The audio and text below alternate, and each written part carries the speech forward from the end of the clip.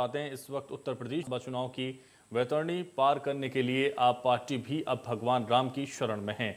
दिल्ली के मुख्यमंत्री अरविंद केजरीवाल को भी अब भगवान राम की याद आ गई है। अपनी 7 साल की सक्रिय राजनीति में अयोध्या से दूर रहने वाले केजरीवाल को चुनाव करीब आते ही भगवान राम की याद आ चुकी है। देश के किसी भी मुख्यमंत्री का अयोध्या जाकर भगवान राम का दर्शन करना राजनीतिक विमर्श का मुद्दा नहीं है। यूपी में राजनीति करने वाले हर दल अयोध्या और भगवान राम से नाता जोड़कर ही अपनी राजनीति को आगे बढ़ाते हैं। लेकिन दिल्ली के मुख्यमंत्री अरविंद केजरीवाल भी ऐसे ही जमात के नेताओं में एक हैं। इन्हें भी सिर्फ चुनावों के दौरान ही भगवान राम की याद आती है। गुजरात में चुनाव लड़ा तो सोमनाथ मंदिर में जाकर माथा टेका। दिल्ली में चुनावों के दौरान हनुमान जी के मंदिर में गए। अब यूपी के विधानसभा चुनावों में उन्हें फिर से भगवान की याद आई है और इसलिए अरविंद केजरीवाल रामनगरी पहुंचे रामलला के दर्शन करने। तो केजरीवाल के दौरे को लेकर साधु संतों ने उन्हें एक्सीडेंटल हिंदू बताया है। आपको बता दें, राम करेंगे आपका बेड़ा पार, चुनाव करीब आते ही केजरीवाल को क्यों याद आ गए श्री राम, इस पर ही आज हम बात करेंगे। राम भरोसे केजरीवाल यूपी का चुनाव संग्राम, केजरीवाल का जय श्री राम। तो क्या राम करेंगे आपका बेड़ा पार, नेताओं को चुनाव में ही क्यों आती है राम की याद। लगातार हम बता रहे हैं कि अरविंद केजरीवाल अयोध्या पहुंचे थे और सरयू आरती में शामिल हुए थे। तस्वीरें हम आपको दिखा रहे हैं। तो जिस तरह से उन्हें दिल्ली में चुनाव होता है तो हनुमान मंदिर जाना होता है, गुजरात में चुनाव होता है तो सोमनाथ मंदिर जाना होता है। अब यूपी में 2022 चुनाव है तो उसमें वो अयोध्या पहुंच चुके हैं।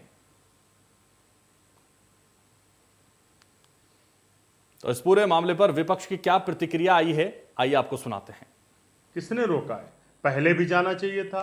आदरणीय प्रियंका गांधी जी इससे पहले कई बार जा चुके हैं हनुमानगढ़ी।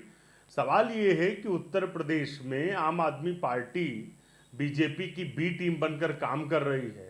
उत्तर प्रदेश में कोई भी मुद्दा नहीं है अभी आम आदमी पार्टी के पास। अब सिर्फ मंदिर जाकर क्या वो उत्तर प्रदेश के लोगों का कल्याण कर पाएंगे? उत्तर प्रदेश के लोगों के लिए कोई ब्लूप्रिंट नहीं उनके पास। देखिए, आम आदमी पार्टी सिर्फ वोटकटवा पार्टी है, पूरा उत्तर प्रदेश इस बात को जानता है। दिल्ली और उत्तर प्रदेश की परिस्थितियों में जमीन और आसमान का अंतर है। तो राम भरोसे केजरीवाल लगातार जिस तरह से नजर आए और केजरीवाल का जय श्री राम का ये तरीका आप देख सकते हैं तस्वीरों के जरिए। दिल्ली के सीएम अरविंद केजरीवाल अयोध्या दौरे पर थे और ये तस्वीरें हम आपको दिखा रहे हैं। सरयू आरती में वो शामिल हुए। हालांकि जब भी कोई ऐसी घड़ी आती है, जब परीक्षा की घड़ी शुरू होते आती है, तो सबका ये तरीका है कि वो भगवान को याद करने लगते हैं, भगवान की शरण में पहुंच जाते हैं। यही तरीका राजनेताओं का भी है। जब उनके चुनाव करीब आ जाते हैं, उनकी परीक्षाओं के दिन आ जाते हैं, तो वो भगवान को याद करने लगते हैं। और इसी तर्ज पर देख सकते हैं दिल्ली में जब चुनाव हुआ तो केजरीवाल लगातार हनुमान मंदिर में माथा टेकते हुए नजर आए। गुजरात में चुनाव हुआ तो सोमनाथ मंदिर में नजर आए और अब उत्तर प्रदेश में चुनाव है तो भगवान राम के यहां वो नजर आए।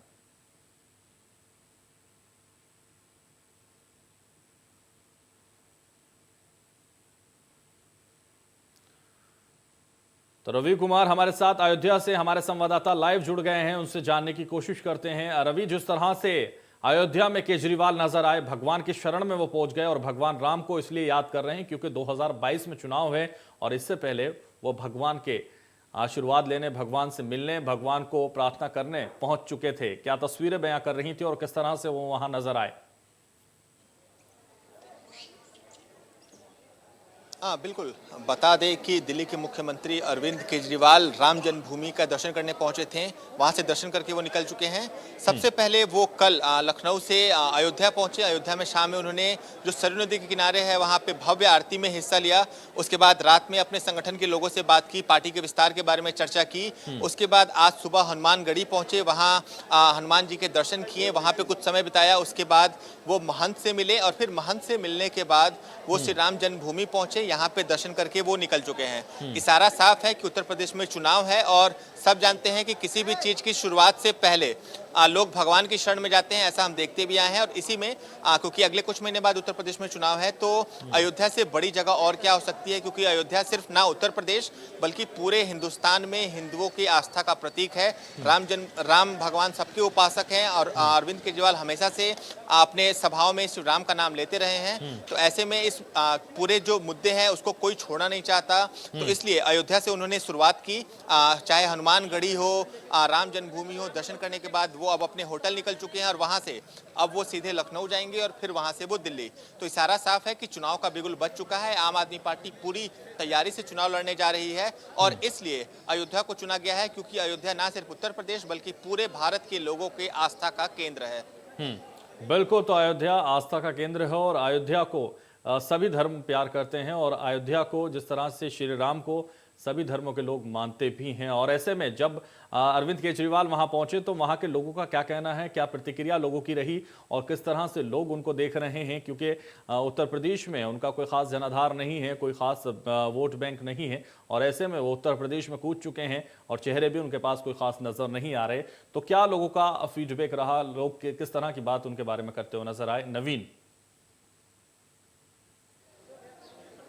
हाँ बिल्कुल, बता दें कि हमने कुछ लोगों से बात की थी, तो लोगों का कहना था कि इनके जो दिल्ली का विकास मॉडल है उसे उत्तर प्रदेश में भी अगर लागू करते हैं तो ये अच्छी बात है। खासकर बिजली के मुद्दे पर लोगों के विभिन्न मत राय सुनने को मिले, क्योंकि लोगों का साफ कहना था कि दिल्ली में जो बिजली का मॉडल है 200 यूनिट तक फ्री बिजली मिलती है और 24 घंटे बिजली की आपूर्ति होती है, लेकिन उत्तर प्रदेश की बात करें तो यहाँ बिजली में कटौती देखने को मिलती है और जो बिजली की दरें हैं वो भी काफी महंगे हैं। तो सबसे पहले लोगों की नब्ज को पकड़ते हुए आम आदमी पार्टी ने बिजली को लेकर घोषणा की थी कि अगर इनकी सरकार बनती है तो 300 यूनिट तक फ्री बिजली मिलेगी और जो पुराने बिल हैं उन्हें माफ किए जाएंगे। तो लोगों का मत था कि अगर कोई पार्टी यहाँ बदलाव की बात करती है, विकास की बात करती है तो उसे मौका दिया जा सकता है, लेकिन अभी चुनाव में कुछ समय शेष है तो ये देखना दिलचस्प होगा कि लोगों का जो मत है वो किस तरफ जाता है, क्योंकि आम आदमी पार्टी अभी उत्तर प्रदेश में पूरी तरह से नहीं है।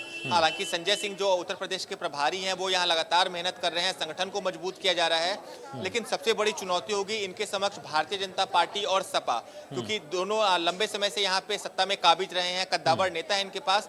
तो आम आदमी पार्टी के समक्ष सबसे बड़ी चुनौती होगी यहाँ पे एक ऐसे चेहरे को ढूंढने की जो मुख्यमंत्री योगी आदित्यनाथ और समाजवादी पार्टी के जो अध्यक्ष है अखिलेश यादव उनको टक्कर दे सके।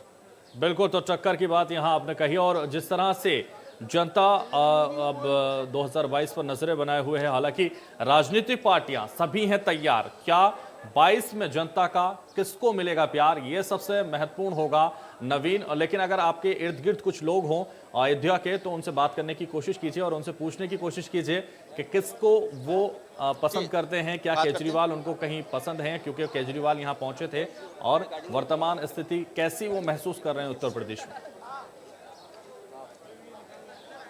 हाँ बिल्कुल, ठीक है, बात करते हैं। मुख्यमंत्री अरविंद केजरीवाल आए थे दिल्ली का भी थोड़ी देर पहले। क्या लगता है कि उत्तर प्रदेश में सरकार उनकी आती है तो कुछ बदलाव होगा? दिल्ली के मुख्यमंत्री रहे हैं। निश्चित तौर पे बदलाव होगा। अगर उन्होंने दिल्ली में काम किया है तो उत्तर प्रदेश में भी बढ़िया काम करेंगे। हर जगह बढ़िया काम कर रहे हैं तो यहाँ भी बढ़िया काम करेंगे। तो आपको लगता है कि उत्तर प्रदेश में बदलाव चाहिए किसी को? 100% बदलाव चाहिए, कौन नहीं चाहता है।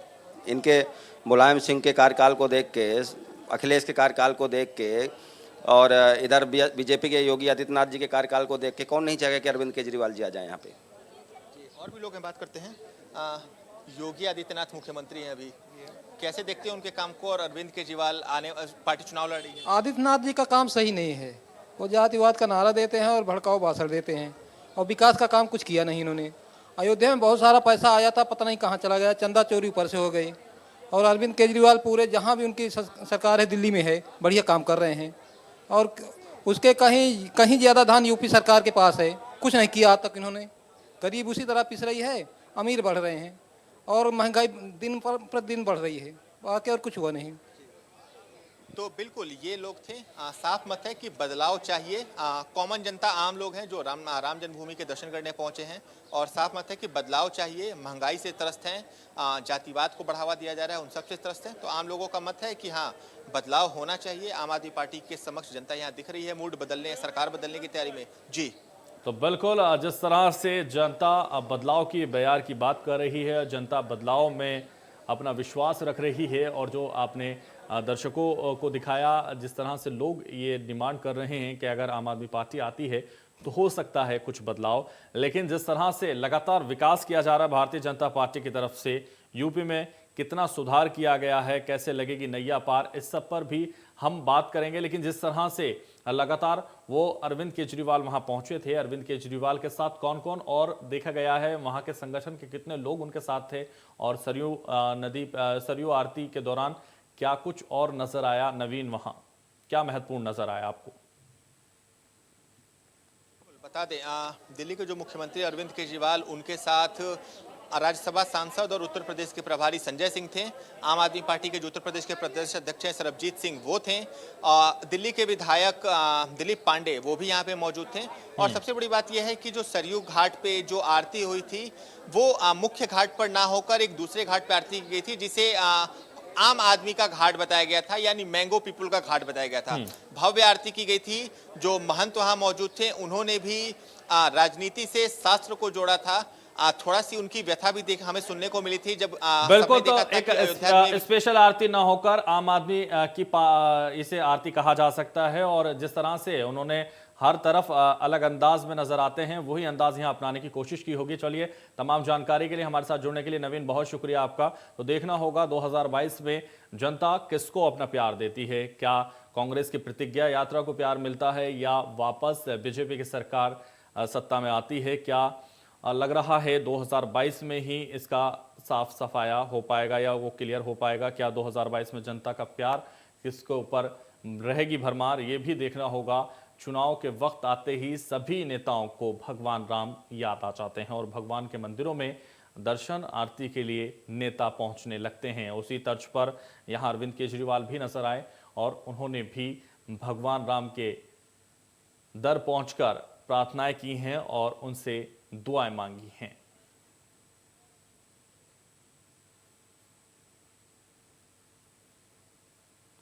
तो यूपी चुनाव का संग्राम, केजरीवाल को आ गए जय श्री राम याद, और उत्तर प्रदेश में किसने कितना किया विकास, इस सब पर भी हमारी नजर होगी। जनता को अब किससे लगेगी आस, ये भी हम बताएंगे। कांग्रेस प्रतिज्ञा से क्या कांग्रेस तैयार, क्या 2022 में जनता का मिलेगा प्यार, यूपी में कितना सुधार, कैसे लगेगी किसकी नैया पार, ये सभी चीजों पर हम लगातार नजर बनाए हुए हैं। लगातार पल पल की अपडेट आपको दी जा रही है। और जिस तरह से अरविंद केजरीवाल दिल्ली से अयोध्या पहुंचे थे और उन्होंने भगवान राम के यहाँ पहुंचकर ये मांगे और मुरादें की हैं कि उनकी सरकार बन जाए, वो उत्तर प्रदेश में आ जाए। लगातार वो नजर आते हैं मंदिरों में, क्योंकि जिस तरह से उन पर सवाल उठते हैं उसको लेकर वो सबसे पहले शुरुआत मंदिर से ही करते हैं। दिल्ली की बात करें तो हनुमान मंदिर वो पहुंचे थे, और गुजरात की बात करें तो सोमनाथ मंदिर वो पहुंचे थे।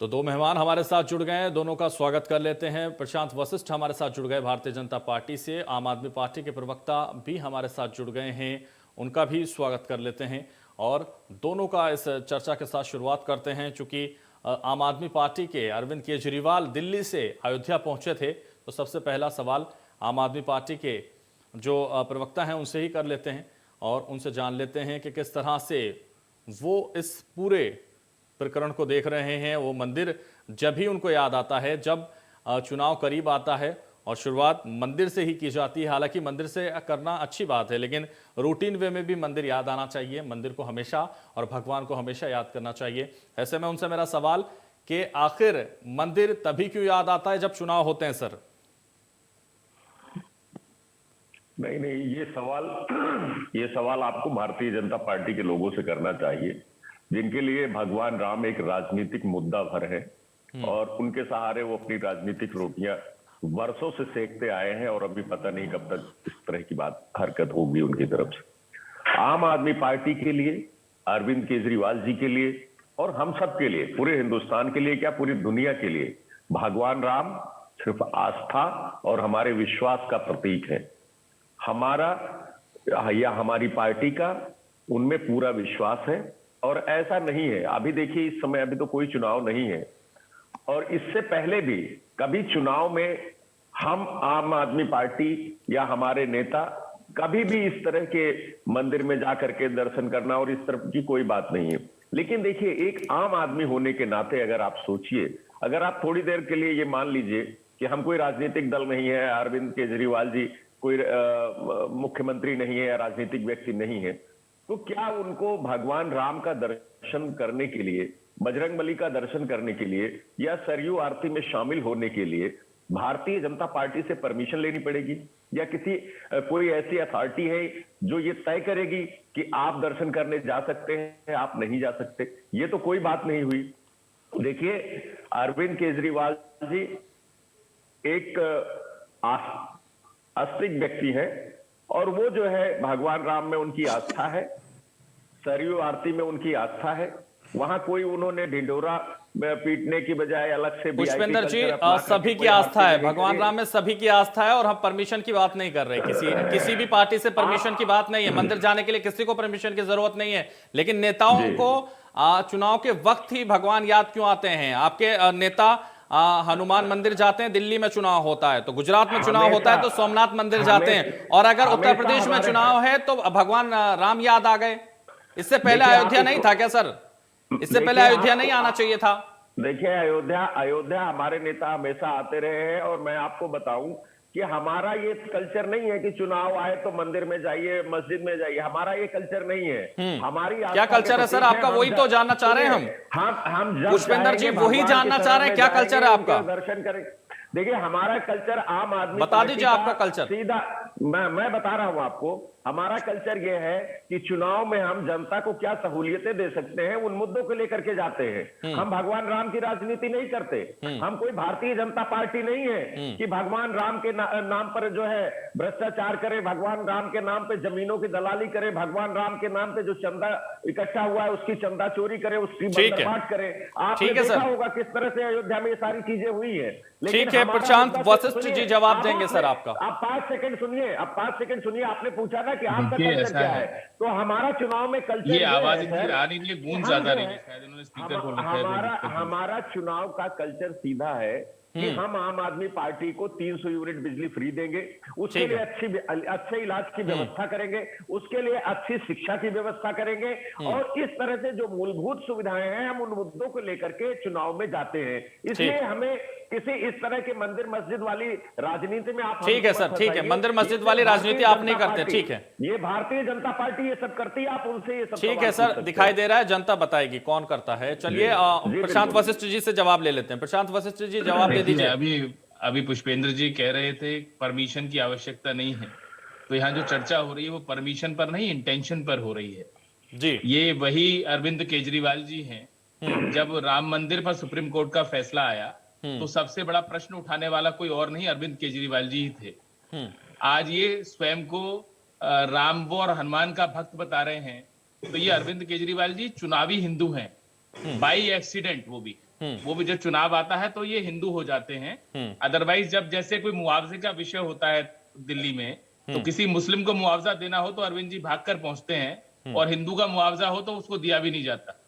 ये किसी से छिपा नहीं है। तो अरविंद केजरीवाल सर जी हैं पूरे फर्जी, ये सारा देश जानता है। देखिए प्रशांत वशिष्ठ जी, आप उनको साफ तौर पर ये कह रहे हैं कि वो एक धर्म के साथ ही पक्षपात करते हैं? मैं क्या कह रहा हूँ, ये तो इनके क्रियाकलाप कह रहे हैं। मुझे 5 सेकंड दीजिए, मैं जवाब देता हूँ। इनके जो क्रियाकलाप है वो किसी से छुपे थोड़ी ना है। आप देखिए ना क्या है दिल्ली में। अब मैं बात करना चाहता हूँ कि भ्रष्टाचार के विरोध करके राजनीति में आए इन्होंने जनता। पुष्पेंद्र जी, ठीक है, पुष्पेंद्र जी कंप्लीट करने दीजिए। बोल दिए, भाषण थोड़ी ना डिबेट हो रहा है। पूरी बात इनको करने दीजिए, उसके बाद जवाब दीजिए। ये भ्रष्टाचार के विरोध में जनता को बेवकूफ बनाकर सत्ता में आए। सत्येंद्र जैन जी का नाम बार बार भ्रष्टाचार में आया, तब ये उनके ढाल बनकर खड़े हो गए।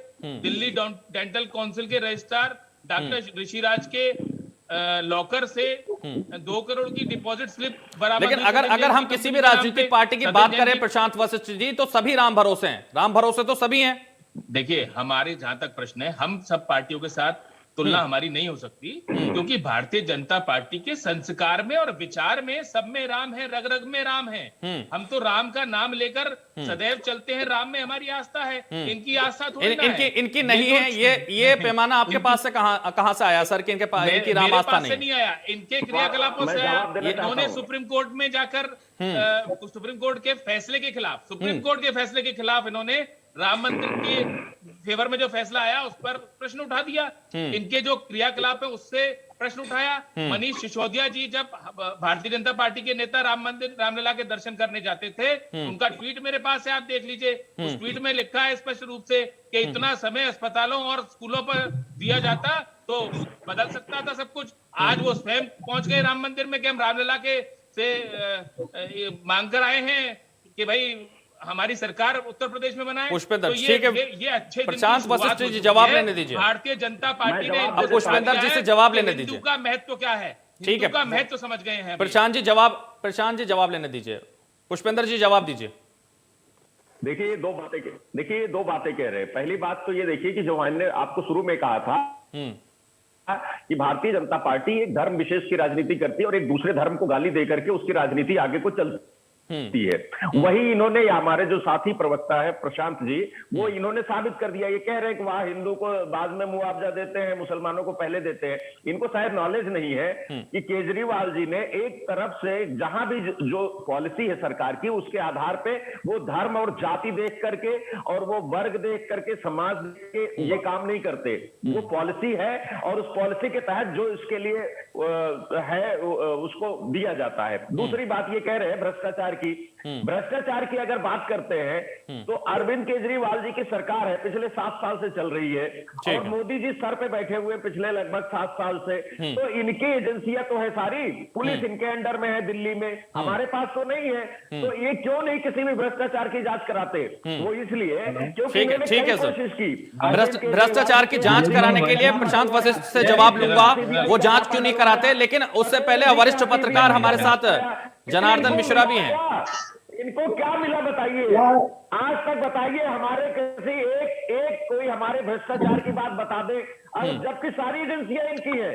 अरविंद को नहीं छोड़ा, मनीष जी को नहीं छोड़ा, सत्येंद्र जी को नहीं छोड़ा, सब क्या सीबीआई छापे डलवा लिए, इनको कुछ नहीं मिला। इनको सिर्फ गाल बजाने के अलावा भारतीय जनता पार्टी के पास कुछ भी नहीं है। हम आम आदमी की राजनीति करते हैं, आम आदमी के मुद्दों की राजनीति करते हैं। हम भारतीय जनता पार्टी की तरह भगवान राम के नाम पर वोट नहीं मांगते, हम अपने काम के नाम भगवान राम के मंदिर में तो नजर आ रहे हैं सर। भगवान राम के मंदिर में चुनाव 2022 से पहले आपके नेता पहुंच चुके हैं। हमें भारतीय जनता पुष्पेंद्र जी 2022 में भगवान राम याद आ गए, भगवान राम याद आ गए 2022 के लिए पुष्पेंद्र जी? नहीं, हमेशा राम याद से, हमेशा हनुमान जी की पूजा करते हैं हम। और ये जो भाई साहब एक इससे पहले नजर नहीं आते थे। राम के अस्तित्व पर सवाल क्यों उठा रहे थे पुष्पेंद्र जी, अरविंद जी? पुष्पेंद्र जी इससे पहले नजर नहीं आते थे अरविंद केजरीवाल मंदिर में? हमने तो नहीं देखी तस्वीरें। आप बता दीजिए कब आए थे अयोध्या? सर आप वो दिल्ली में रहते हैं और दिल्ली में लगातार हनुमान मंदिर हो, अभी जन्माष्टमी पे इस्कॉन मंदिर जाना हो, जब भी जहाँ जो अभी भी दिल्ली में ही राम मंदिर चले जाते हैं। अभी भी अयोध्या आने की क्या जरूरत पड़ गई सर? अभी भी दिल्ली में ही चले जाते हैं? अभी क्योंकि चुनाव है सर, 2022 में चुनाव है इसलिए आए हैं। नहीं, और 2022 के वोटरों को साधने की कोशिश राम के नाम पर कर रहे हैं आप भी, स्वीकार करिए सर। मैं आपको बता रहा हूँ, सुल्तानपुर में उनका 25 तारीख का यानी कल का एक कार्यक्रम था। वो पहले सुल्तानपुर ही गए हैं, आपकी नॉलेज में है, आपके संवाददाता उनके साथ थे। और सुल्तानपुर में अपना काम निपटाने के बाद उन्होंने अयोध्या जाकर के शाम को, अब सुल्तानपुर से अयोध्या की दूरी आपको भी मालूम है, तो बगल में ही है, तो इसलिए उन्होंने शाम को जाके सरयू आरती की। और चूंकि वहां ठहरे हुए हैं, इसलिए आज रामलला जी के दर्शन करेंगे और भगवान हनुमान जी का दर्शन करेंगे। इसमें कोई ऐसा नहीं है कि वो सिर्फ सीधा दिल्ली से अयोध्या आए और अयोध्या से सिर्फ भगवान राम का दर्शन करके और चुनावी राजनीति करने के लिए आए हैं। उनका एक कार्यक्रम पहले से तय था, 25 तारीख का। ठीक है सर, ठीक है। पुष्पेंद्र जी और भी सम्मानित दोस्त हमारे सम्मानित साथी हमारे साथ हैं, कांग्रेस प्रवक्ता हमारे साथ हैं, वरिष्ठ पत्रकार हमारे साथ हैं। वरिष्ठ पत्रकार जनार्दन मिश्रा से मैं जान लेता हूं, यूपी में किसको जनता का प्यार मिलेगा? यूपी में कितना सुधार हुआ है? कैसे लगेगी किसकी नैया पार 2022 में? जनार्दन मिश्रा जी आप जवाब दीजिए। जी देखिए, ये बात बिल्कुल सही है कि राजनीतिक नेताओं का भी अपना एक मानना होता है, एक अपना जी। धर्म के प्रति लगाव होता है। हम्म। लेकिन विशेषता चुनाव के पहले ही जब कोई भी नेता, किसी भी पार्टी के नेता मंदिरों के दर्शन बढ़ा देंगे तो उस पर सवाल जरूर उठते हैं। और ये केजरीवाल जी ने सिर्फ अभी शुरुआत की है। विपक्ष के कई नेता, मुझे लगता है कि अयोध्या आने वाले हैं। अभी जो बाकी राज्यों में भी हैं, काफी उनके तो अब जनार्दन मिश्रा जी, ये कहा जा सकता है कि ये तो शुरू हो चुका है, कहीं से जो चुनावी भावनाओं भगवान के राम का प्रेम है वो शुरू हो चुका है। भगवान राम का प्रेम चुनाव आते ही शुरू हो गया। बढ़ता रहेगा, लेकिन जनता को मतलब भ्रमित कर कर धार्मिक उसमें जो वोट लेने की कोशिश करते हैं। देखिए, अरविंद केजरीवाल जी का उत्तर प्रदेश कितनी बार आना हुआ, और उन्होंने अभी उससे पहले उप मुख्यमंत्री जी भी आए हुए थे। उन्होंने दर्शन करने के तुरंत बाद एक चुनावी घोषणा शुरू कर दी। तो आप कहीं ना कहीं लोगों को भी, और जो हमारे साथी हैं उनको भी समझ में आता है कि ये जो अभी चुनाव के मौसम में दर्शन हो रहे हैं, आशीर्वाद दिया जा रहा है, माथा टेका जा रहा है, वो भगवान से ज्यादा वोटर के लिए है। और वोटरों को ये बताने की कोशिश की जा रही है कि हम भी उसी कतार में हैं, राम भक्ति की कतार में, और हमें भी यहाँ पर आशीर्वाद मिलना चाहिए। इसमें इसको स्वीकार करने में मुझे नहीं लगता कि कोई किसी को कोताही होनी चाहिए। ठीक है सर। और कांग्रेस के प्रवक्ता भी हमारे साथ हैं, जावेद अहमद के पास भी मैं चलता हूं। पुष्पेंद्र जी आएंगे लौटकर आपके पास, लेकिन उससे पहले हमारे साथ जावेद अहमद भी हैं, उनसे भी जान लेते हैं। कांग्रेस के प्रवक्ता हैं जावेद अहमद। कांग्रेस प्रतिज्ञा से कांग्रेस तैयार, क्या 2022 में जनता का मिलेगा प्यार, ऐसा मान रहे हैं आप? बिल्कुल निश्चित रूप से पिछले 32 वर्षों में उत्तर प्रदेश की राजनीति में, उत्तर प्रदेश की सत्ता में बारी बारी से रहे लोगों ने जिस तरह से उत्तर प्रदेश को तबाह और बर्बाद किया है, आज उत्तर प्रदेश को 1989 के पूर्व की स्थिति में लाने के लिए, उसकी दुर्दशा को खत्म करने के लिए, उसके गौरव को, उसके वैभव को, उसकी विकास की रफ्तार को पुनः गति देने की आवश्यकता है। प्रियंका जी के नेतृत्व में कांग्रेस निश्चित रूप से जनता के मुद्दों पर, जी प्रशांत जी आऊंगा मैं आपके पास, लेकिन जावेद अहमद की बात पूरी होने दीजिए। वहां प्रियंका जी सड़कों पर रही हैं, आंदोलनरत रही। उत्तर प्रदेश में अन्याय को किस तरीके से पहिए के नीचे कानून का दुरुपयोग करके उसके नीचे कुचलने का, दबाने का प्रयास किया गया है। पिछले 4.5 वर्षों में ये किसने नहीं देखा है। बड़ी बड़ी घोषणाएं प्रधानमंत्री जी करते हैं। मैं सवाल आपके माध्यम से पूछ रहा हूँ, ये आयुष्मान भारत का कार्ड उस कोरोना काल में कहाँ था, क्यों नहीं सरकार ने उपयोग करने दिया? आज जो बड़े बड़े दावे किए जा रहे हैं, मैं आज पुनः कह रहा हूं कि लखनऊ के मेडिकल कॉलेज में आज की तारीख में एक वेंटिलेटर कोई उपलब्ध करा के दिखा दे। लोग लाइनों में खड़े हैं, 200 300 मरीज लाइन में खड़े। पीएचसी सीएचसी में आज भी ताले हैं। आप उत्तर प्रदेश को किस रास्ते पर ले जा रहे हैं और झूठी बातें करते हैं। ये झूठ के बल पर अगर ये इन्होंने विकास किया होता, इन्होंने काम किया होता, तो आज इनको जाति सम्मेलन करने की आवश्यकता नहीं होती। आज राजनीति को पुनः सांप्रदायिक रंग देने की आवश्यकता नहीं होती। ये जनता के मुद्दों पर जो लोक संकल्प पत्र लेकर आए थे, उस लोक संकल्प पत्र का एक वादा पूरा नहीं कर पाए। कहाँ है 31 medical college?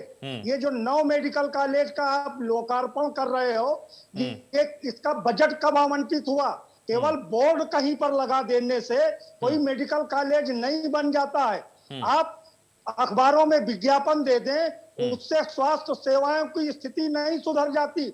Medical supply corporation हृदय रोगियों की नकली दवा खरीद ले और 2 साल से एसआईटी जांच की घोषणा हो रही। कल ही प्रधानमंत्री जी ने 9 मेडिकल फर्म को ब्लैक लिस्टेड नहीं कर पाई। 9 मेडिकल कॉलेज का शिलान्यास किया कल ही प्रधानमंत्री जी ने। मतदाता वोट दें और गुजरात के व्यापारी उत्तर प्रदेश को लूट ले जाएं, ये उत्तर प्रदेश को अब स्वीकार नहीं है। इसलिए प्रियंका जी के नेतृत्व में कांग्रेस के प्रति जनता का भरोसा और विश्वास बढ़ा है। देखते हैं सर कितना विश्वास बढ़ा है। 2022 में सब क्लियर हो जाएगा। अब आप मजाक उड़ा ले, ठीक है जावेद जी, जावेद अहमद जी, ठीक है, ठीक है जावेद अहमद जी, जावेद अहमद जी, ठीक है, बात करेंगे। प्रशांत वशिष्ठ जी से जवाब ले लेते हैं। उस पर बहस नहीं करेंगे। आप मंदिर पे करेंगे, मस्जिद पे करेंगे, तालिबान पे करेंगे, और तालिबान से पर्दे के पीछे बात भी करेंगे। ये है दोहरा चरित्र। यहाँ तो इसीलिए यहाँ तो मुद्दे पर बात हो रही है ना जावेद जी। चुनाव की बेला है, जावेद जी यहाँ तो मुद्दों पर बात कर रहे हैं। आपको पूरा पक्ष रखने का वक्त दिया गया, आपकी पूरी बात सुनी गई। संस्थान है, स्तंभ है, इंडिया न्यूज ने आपको पूरा वक्त दिया सर। जावेद अहमद जी, यहाँ आपके मुद्दों पर बात हो रही है, आपका पूरा पक्ष सुना गया, बात हो रही है, पूरा पक्ष आपका रखा आपने, पूरा वक्त आपको दिया। Bharatiya Janata party certificate बांटेगी। जावेद अहमद जी, पूरा वक्त आपको दिया गया और इंडिया न्यूज सबको वक्त देता है सर, और पूरा वक्त मैं आपको देता हूं। ऐसा कभी नहीं किया कि भारतीय जनता पार्टी को कम दिया और आपको ज्यादा दिया, या आपको ज्यादा दिया और उनको कम दिया। ऐसा कभी नहीं हुआ, मुद्दे की बात कर ऐसा कभी नहीं हुआ। प्रशांत वशिष्ठ जी से जवाब लेने दीजिए। आप प्रशांत वशिष्ठ जी से जवाब लेने दीजिए। करने की आवश्यकता क्या है? अनावश्यक बात मत कीजिए। जावेद अहमद जी, जवाब लेने दीजिए। आपकी बात कंप्लीट हो गई, अब जवाब लेने दीजिए सर, जवाब लेने दीजिए। जावेद अहमद जी, अब जवाब तो लेने दीजिए सर। प्रशांत वशिष्ठ जी, जवाब दे दीजिए। उत्तर प्रदेश में किसने कितना विकास किया, जनता को अब किससे लगी है आस? देखिए, मैं ये कहना चाहता हूं कि देखिए, प्रियंका वाड्रा हो, सोनिया गांधी हो, या राहुल गांधी जी हो, या इनके सभी नेताओं से मैं कहना चाहता हूं, कांग्रेस पार्टी से कहना चाहता हूं कि आत्ममंथन करने की आवश्यकता है कि क्यों 400 से 44 पे आए। अगर ये इतने ही सच्चे हैं तो 2012 हारे, 17 हारे, 19 हारे बुरी तरह, और आज कांग्रेस इस स्थिति में पहुंच चुकी है कि अंतिम समय में 4 कंधों की आवश्यकता होती है। मेरा चैलेंज है कि इस बार उत्तर प्रदेश में 4 संस्कार आपका होगा, 4 नहीं, 2 पहिया गाड़ी पे। ये भारतीय जनता पार्टी, जरा शब्दों का उपयोग प्रशांत जी मर्यादा के अंदर करिए, मर्यादा के अंदर करिए। यात्रा निकाले जा रहे हैं उसके द्वारा कार्यकर्ताओं का कहना है इतना उत्साह है कि बदलाव की बयार है, और बदलाव की बयार आपको देखने को मिलेगी, ऐसा कहा जा रहा है। विधायक और आपके विधायक की पत्नी लड़के करके आगरा के अस्पताल में शुरू किया था, फर्श पर धूप में तड़पती रही। ये सब शैली और बातें की जा रही थी। ठीक है जावेद अहमद जी, आपकी स्वास्थ्य सुविधाओं पर मैं जवाब लूंगा। प्रशांत वशिष्ठ जी को छोड़ा नहीं जाएगा, उनसे जवाब दिया जाएगा। आप शांत हो जाइए जावेद अहमद जी, शांत हो जाइए। आपके बीच में नहीं बोल रहा था, शांत हो जाइए। आपके स्वास्थ्य को लेकर जो आपने मुद्दे उठाए हैं उस पर बात करेंगे, गंभीर मुद्दे पर अगर आपत्ति होगी तो जरूर करूंगा। स्वास्थ्य खराब हो जाएगा। जावेद अहमद जी, स्वास्थ्य को लेकर जो मुद्दे आप उठा रहे हैं, स्वास्थ्य व्यवस्था को लेकर, स्वास्थ्य महंगे को लेकर, उन सब पे मैं बात करूंगा। खराब कर दिया मानवर पूरे देश। जावेद अहमद जी, शांत हो जाइए। प्रशांत वशिष्ठ जी, जवाब दे दीजिए। स्वास्थ्य व्यवस्थाएं उत्तर प्रदेश में ठीक नहीं है, इनका कहना है। वापस जाओ, स्वास्थ्य व्यवस्थाएं पूरी तरह से नई थ्योरी लेकर आओ, ठीक नहीं है। नाथू और गोडसे की। जहां तक आजादी के बाद से आज 2017 तक जी केवल 12 मेडिकल कॉलेज उत्तर प्रदेश में हुआ करते थे। आज हमारी सरकार ने ये मन बनाया कि हर जिले में एक मेडिकल कॉलेज होना चाहिए, उस पर बढ़ना शुरू किया, और आज 33 जिलों में मेडिकल कॉलेज चालू हो चुके हैं। और अगर काम शुरू करने की बात करें तो 56 जिलों में उत्तर प्रदेश में मेडिकल कॉलेज बना चुके हैं, बना रहे हैं। मेडिकल 56 जिलों का अगर बनते हुए कोई मेडिकल कॉलेज जिला अस्पताल का बोर्ड लगा दीजिएगा। कोई बजट नहीं, मेल आईडी दे दीजिए, कोई बजट नहीं, जिला अस्पताल। अरे जिला मेडिकल कॉलेज के लिए कितनी रूम चाहिए, कितनी सीटें होंगी एक मेडिकल कॉलेज में, उसके लिए धन क्या आवंटित किया, कुछ है ही नहीं। जावेद अहमद जी, जवाब लेने दीजिए। जावेद अहमद जी, सुन लीजिए। मेडिकल कॉलेज, जावेद अहमद जी, सुन लीजिए। नाम ही तो बदला आपने। जावेद अहमद जी, सुन तो लीजिए सर। आपको भी पूरा वक्त दिया गया था, इंडिया न्यूज पर उनको भी पूरा वक्त दिया गया है, सबकी बात सुनी जा रही है, आप पूरी बात नहीं सुन रहे। देखिए, इनको पता है पोल खुली हुई है, जनता सब जानती है, बार बार शीशा दिखा रही है। स्वास्थ्य व्यवस्था पर बता रहे हैं प्रशांत वशिष्ठ, पूरी स्वास्थ्य व्यवस्था के बारे में जानकारी देंगे। उत्तर प्रदेश में कितनी स्वास्थ्य व्यवस्थाएं गड़बड़ा रही हैं, कितने स्वास्थ्य व्यवस्थाओं में उन्होंने सुधार किया है, यूपी में कितना सुधार स्वास्थ्य व्यवस्थाओं को लेकर हुआ है, और क्या उसी से नैया पार लगेगी, सब पर प्रशांत वशिष्ठ से जवाब ले रहे हैं।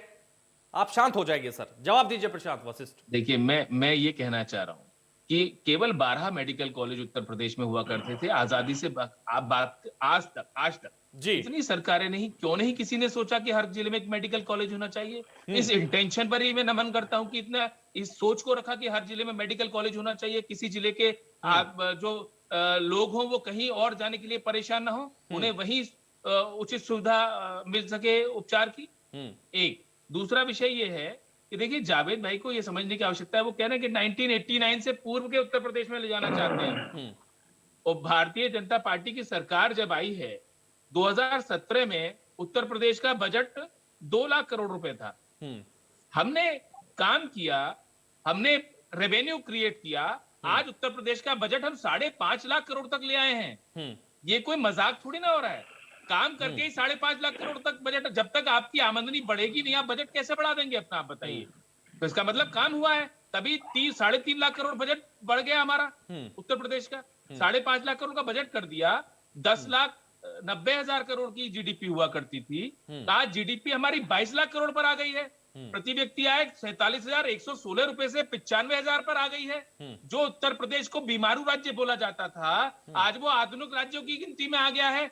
आज उत्तर प्रदेश जो 6ठे नंबर की अर्थव्यवस्था राष्ट्र में होता था, जो राष्ट्र के लिए योगदान उत्तर प्रदेश का 6ठे नंबर पर था, आज वो उत्तर प्रदेश महाराष्ट्र के बाद नंबर 1 अर्थव्यवस्था हो चुका है भारतवर्ष में।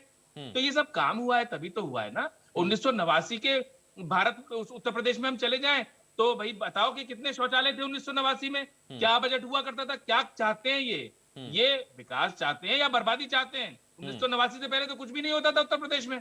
ठीक है, तो ये कंफ्यूज हैं और ये जो कुंठा इनकी है भाई हार की, मैं समझता हूं पहले इस पर आत्ममंथन करें फिर। और जहां तक प्रतिज्ञा यात्रा जन का प्रश्न समर्थन है, इनको भी मिल रहा है, प्रतिज्ञा यात्रा इनकी काफी जन समर्थन इनको मिलता हुआ नजर आ रहा है सर। देखिए प्रतिज्ञा यात्रा पर मेरी चर्चा हुई तो लोग ये कह रहे हैं कि भाई पहले प्रतिज्ञा लें कि वंशवाद नहीं करेंगे। वंशवाद को छोड़े ना, प्रियंका गांधी जी के अलावा कोई वंशवाद नहीं, 40% महिलाओं को ला रही हैं वो तो। नहीं मैं कह रहा हूँ कि और गैर महिलाओं को ला रहे हैं। बहुत अच्छा है, किसी अच्छी महिला को आगे बनाकर उत्तर प्रदेश का मुख्यमंत्री घोषित करें। स्वयं क्यों आगे आ रही हैं? इसके अलावा भी तो लोग हैं पार्टी में। ठीक है, जावेद अहमद से पूछेंगे किसको मुख्यमंत्री घोषित करवाएंगे। चलिए पुष्पेंद्र जी हमारे साथ लगातार बने हुए हैं, वो रिएक्शन देना चाह रहे हैं। पुष्पेंद्र जी, लेकिन पहले मेरा आपसे सवाल है, चेहरे 4 कैसे लगेगी नैया पार?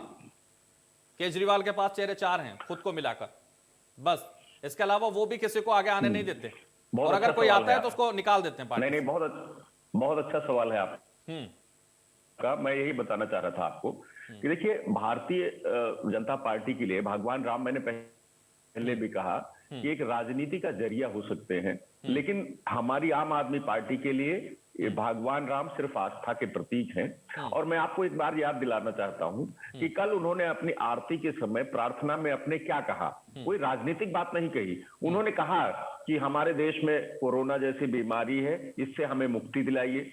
उन्होंने प्रार्थना की कि हमारे देश में अशिक्षा है, हमारे देश में गरीबी है, ये सब चीजें हट करके और हमारा देश भारत जो है वो दुनिया में नंबर 1 देश बने, यही उन्होंने अपनी प्रार्थना में कही। उन्होंने कोई राजनीतिक बात नहीं की, इसलिए ये आरोप गलत है। दूसरी तरफ भारतीय जनता पार्टी क्या करती है, पूरे 5 साल तो अली, बजरंगबली, शमशान, कब्रिस्तान और एक समुदाय विशेष को गाली देने का काम करती है। अभी आपको मैं याद दिलाना चाहता हूं कि थोड़े दिन पहले इनके यहाँ सांसदों, विधायकों और कार्यकर्ताओं की बाकायदा ट्रेनिंग चल रही थी कि हम चुनाव में कैसे जाएंगे। तो उसमें एक सेशन में ये बताया गया ठीक है, जल्दी जब जल्दी आप करिए सर, समय का मुसलमान बहुत भाइयों अभाव के है यहाँ मेरे आप जब जाएंगे तो बहुत सलीके से जाना है, उनको आदाब कीजिए कहना सर। है, उनको पुष्पेंद्र जी सलाम जल्दी करना है, कंप्लीट कीजिए। उनको इस तरह से अपनी योजनाएं बतानी है। तो ये सब करने की आम आदमी पार्टी को जरूरत नहीं है। मैं आपको याद दिलाना चाहता हूं कि दिल्ली में हम, चाहे वो 2013 का चुनाव हो, चाहे 2015 का चुनाव हो, आपने मेरी बात का जवाब ही नहीं दिया सर। 4 चेहरे कैसे लगे कि नैया पार? 4 चेहरे हैं आपके पास, किसी को आगे आने नहीं देती आम आदमी पार्टी खुद। बस अरविंद केजरीवाल, संजय सिंह, आतिशी मार्लेना, मनीष सिसोदिया के साथ ही पूरे देश को साधने की कोशिश की जाती है। चलिए पुष्पेंद्र जी, तमाम जानकारी के लिए बहुत शुक्रिया, चर्चा में जुड़ने के लिए पुष्पेंद्र जी आपका भी शुक्रिया, प्रशांत वशिष्ठ जी आपका बहुत शुक्रिया, जावेद अहमद जी आपका भी बहुत शुक्रिया, जनार्दन मिश्रा जी हमारे साथ आप चर्चा में जुड़े, बहुत शुक्रिया आपका। तो फिलहाल इस चर्चा में बस इतना ही, दीजिए मुझे इजाजत और देखते रहिए इंडिया न्यूज उत्तर प्रदेश उत्तराखंड।